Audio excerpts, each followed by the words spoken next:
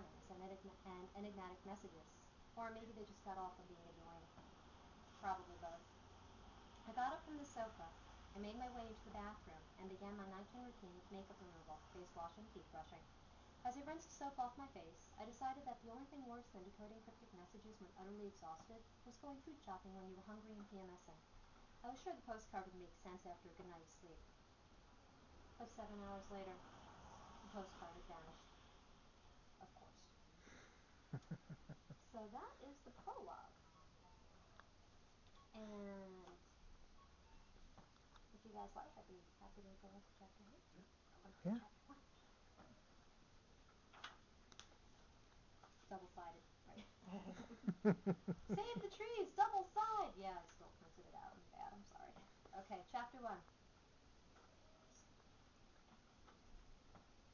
Contrary to popular belief, New York City is not a hell of a town. At least not in early March, when it's cold and blustering, with enough slush and wind to thwart the fashionably conscious and to piss off everybody else. Hell never has slush. Ice fields? Yes. Slush? Not so much. Even demons have standards. Well, I do at least, but I'm not a demon anymore, so maybe I'm not such a reliable judge of infernal character. I buried my chin in my scarf. Brr! After the unseasonable heat wave in December, January and February had been so shockingly frigid that even Eskimos would have complained. And so far, this month was no better.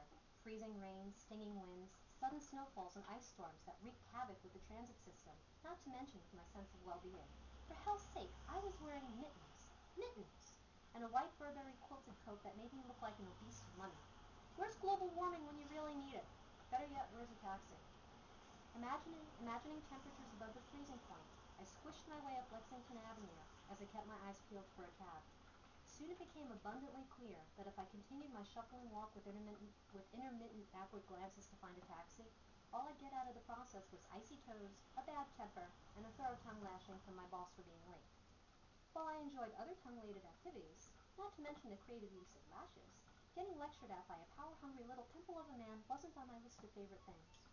So I sighed, clutched my purse closer to my body, and picked up the pace. Forward, mush. Around me, the city that never sleeps was caught dozing. Midtown on Tuesday night, after 9, wasn't exactly a hotbed of activity. The few people out and about had places to be, even the panhandlers, so nobody loitered. In the distance, the upper tiers of the Chrysler Building shone brightly, as if to do cheerful battle against the streetlights that grimly illuminated bleak sidewalks. Most of the storefronts I passed were dark, their goods either shrouded or packed away until morning. Even the shoes, who hiss. The few stores still open, mostly bodegas and all-night diners, offered faded lights and muffled sounds as I trudged on. Traffic, both the motor and pedestrian sort, was at a minimum. Other than the occasional car sloshing by, the only sounds were my slogging footsteps and the wind biting my cheeks. I'm pretty sure my bitching about the weather was just an internal monologue, but I may have let out a curse or two. I swear to Pitten Paradise, it even smelled like slush. The air was heavy and oppressive, with a strong suggestion of wet dog. And I was chilled to the bone. It wasn't supposed to be this cold south of the North Pole. Fucking burp! Okay, so maybe 4,000 years as a succubus had messed with my temperature expectations. Mental note, consider moving to Phoenix. As I thought wistfully of deserts and cacti and scorpions, I caught a whiff of something rancid, a hint of rotten eggs. From the corner of my vision, a flash of cerulean intertwined with the purest white. Snowfall over the Caribbean Sea. A sudden chill, then a rush of heat that had nothing to do with external temperature. And like that, I knew that a demon and an angel were not even 1 meter away from me, to my left. Oh, crap. Don't look, I told myself. Just keep walking. Nothing to see here. Move along. So, of course, I had to look. Cats and former demons, doomed by their insatiable curiosity. The entity stood in front of an office building, its glass doors dark and locked against the night. Not that these two gave a rat's ass about the building. They could have ghosted inside if they wanted to. She was a beautiful thing, as was the norm for the Celestials, all flowing golden locks and creamy skin, and curvy enough to make an Indy 500 driver salivate. That last was probably due more to her being naked than curvy, but whatever. She was a natural blonde, and based on the look of her face, she was utterly terrified. An angel? scared of a demon? That's something you don't see every day. Angels don't scare. Mostly they're too arrogant to think anything can hurt them. My feet stopped, and I stared, wondering what could make an angel afraid. Looming over her was a satyr, his goat-like muscular legs covered in thick dark hair. His back was to me, so I couldn't see his face, but I was betting it was textbook evil, complete with horns, fangs, and glowing eyes. In the streetlight, his torso gleamed midnight blue. Holding the squirming celestial by her shoulders, he was leaning in close enough to kiss her, or bite off her lips. Based on his form, I guessed he belonged to lust, an incubus, a demon of sex. Part of me wondered who he was. Chances were that I'd slept, with him at one point in my existence. The rest of me politely suggested that I let him fuck before he turned his attention on me. Hello, demon! Angry demon! Angry naked demon of sex!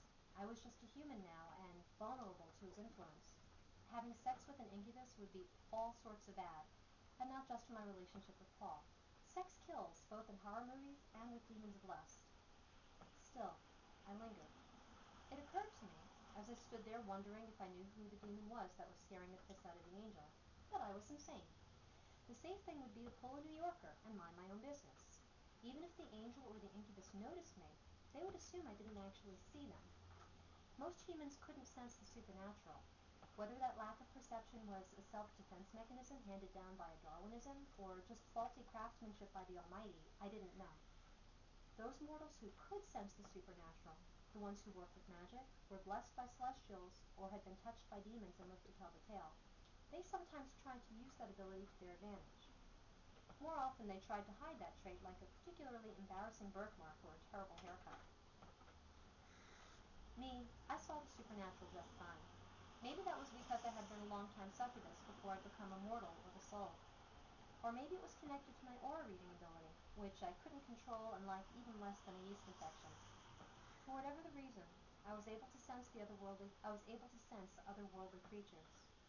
If I were still a demon, I would say it was the psychic sense that all the infernal had, a sort of buzzing that let us recognize one another for what we truly were.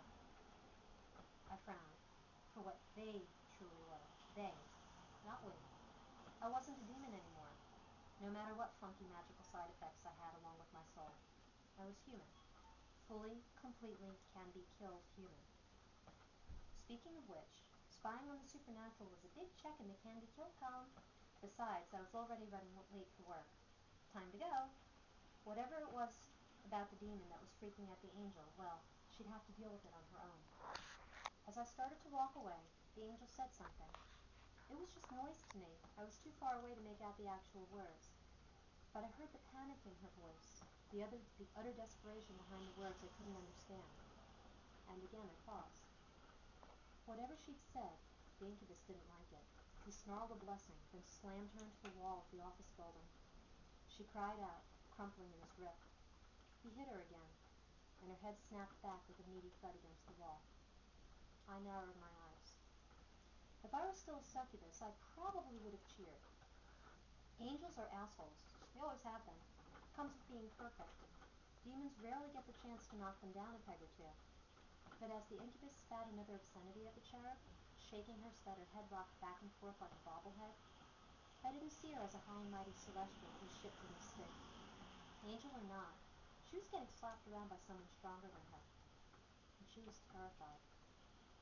I can crucify you every sunrise, the king of hell promises me, and bury you alive every nightfall. A wave of adrenaline crashed over me and left me shaken, not from the freezing cold. In fact, I didn't feel cold at all. The fury boiling through me took care of that. In their mittens, my fists clenched.